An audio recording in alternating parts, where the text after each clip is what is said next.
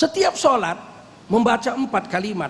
Dalam hadis Bukhari Muslim diceritakan, ketika tahiyat akhir habis dibaca bacaannya, fil alamina innaka hamidum majid, Rasulullah membaca 4 kalimat, Allahumma inni a'udzubika min azabi jahannam, ya Allah sesungguhnya aku berlindung dari azab neraka jahannam, wa min azabil qabri, dan berlindung dari azab kubur, wa min fitnatil mahyaya wal mamat, dari fitnah kehidupan. Banyak orang hidup di fitnah, banyak orang mati di fitnah. Wa min azabil wa min fitnatil mahyaya wal mamat wa min syarril fitnatil masihid dajjal, berlindung dari fitnah dajjal yang luar biasa mengerikannya.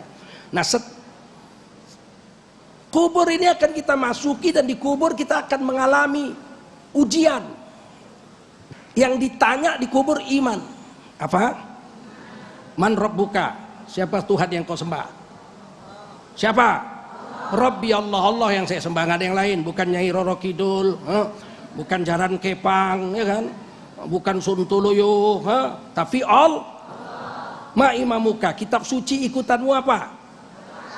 Koran kah? Si tulisan-tulisan Google kah? Siapa? Al-Quran. Man nabiyuka, siapa yang sunnahnya kau ikuti seumur hidup? Caramu pakai baju, caramu bicara, caramu gunting kuku, caramu mandi, caramu wudhu, caramu sholat, caramu zikir, baca Quran, siapa yang kau ikut? Nabi Muhammad SAW.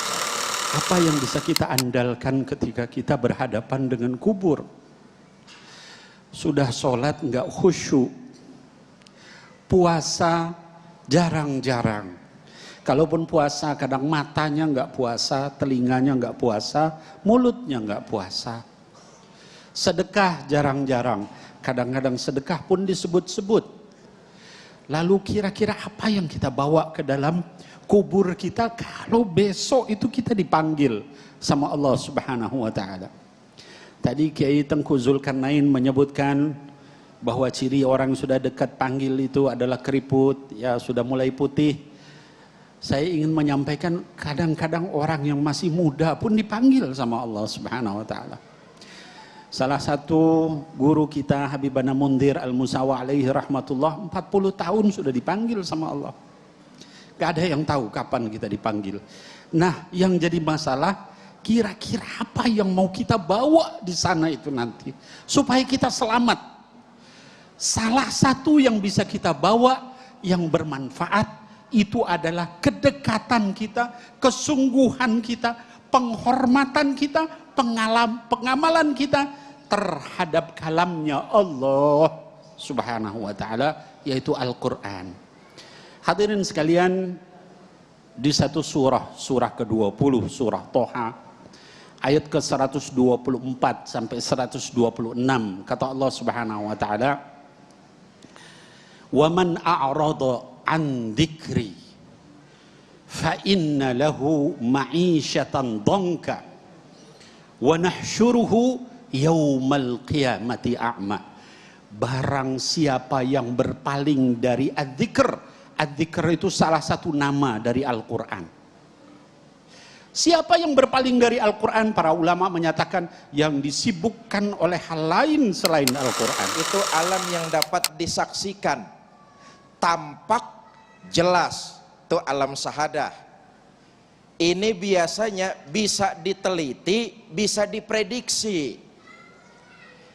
Gunung itu alam syahadah tuh, tampak jelas, bisa diteliti bagaimana gunung ini tingkatnya aktif atau tidak, mengalami erupsi atau tidak, mengalami sebagai macamnya atau tidak. Itu bisa diteliti, bisa diprediksi. Alam syahadah. Yang kedua, alam gaib. Ini imateri, nggak tampak, nggak nyata, nggak jelas, tapi pasti. Ini alam gaib. Karena itu alam gaib nggak bisa dilakukan secara empiris, penelitian, nggak bisa. Alam barzah, alam kubur, akhirat, alam mahsyar, itu gaib, pasti. Karena itu tidak bisa dilakukan lewat empirik, penelitian. Misalnya bagaimana kehidupan setelah di alam kubur, ini nggak pernah dilakukan penelitian. Kenapa? Orang yang masuk ke sono kagak naik lagi.